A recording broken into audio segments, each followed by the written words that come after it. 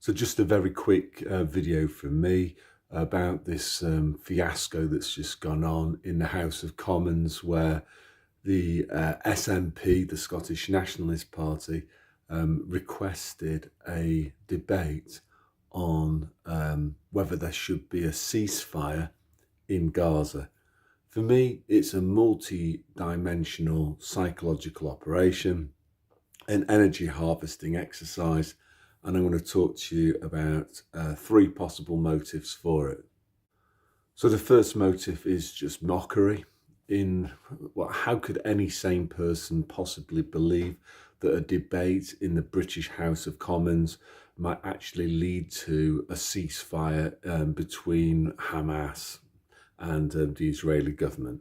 Basically Hamas is an Israeli government creation anyway, so it's just pure mockery. Like, what impact could a debate in the British House of Commons possibly have on a conflict that's taking place abroad? As if the participants in this foreign conflict are really going to hold with bated breath onto a debate in the British House of Parliament. It's ridiculous. So it's pure mockery. Motive number two is that this whole psyop of the Israeli government versus Hamas, they basically control both sides. But what they want you to do is to pick one of their sides. They want you to be either pro-Palestinian or pro-Israeli government. And I think what's happening is that people their attention spans are very short. They're no longer interested in this conflict. So they've got to try and stoke the fire a little bit.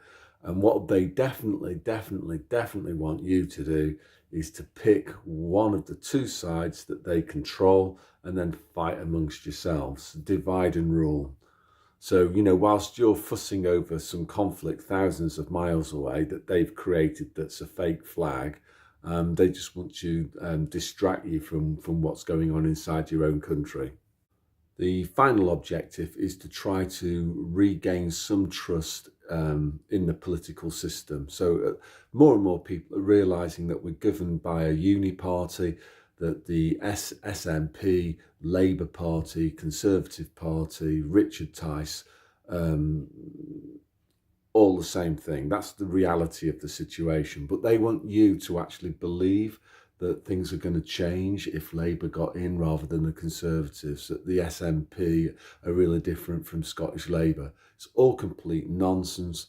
But what they're trying to do with this kind of fabricated outrage crisis in parliamentary democracy is to try to get you to think that these parties are actually different and they don't like each other. The truth of the matter is, they all know each other. They all went to the same universities. They've all been trained by the same people. It's completely fake. And again, they just want you to believe that things might change if you vote for a different party when there's an election. It's complete nonsense again. Another thing as well is that they want to try to insulate members of Parliament from any public scrutiny.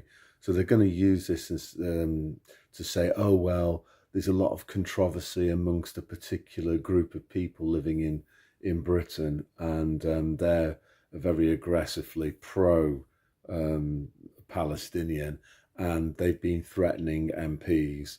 And two things that are going on there. First one is they want to, again, create a divide and rule within Britain between this religious group and the rest of us.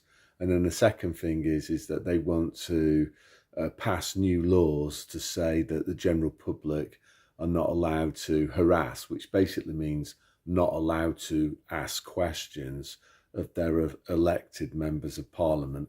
So there's also, I think they'll use it for a censorship function as well, to justify removing politicians, making it far harder for us to make contact with them and to question them. That's something else that's going on. So what do we do with this? It's a bit similar to this. There's this, I don't even know what the name of it is, but there's been some TV program on ITV about the people's pantomime, you know, like a 3-part thing. I can't remember what it's called now. But it's the same thing. It's designed to provoke outrage. It's an energy harvesting exercise.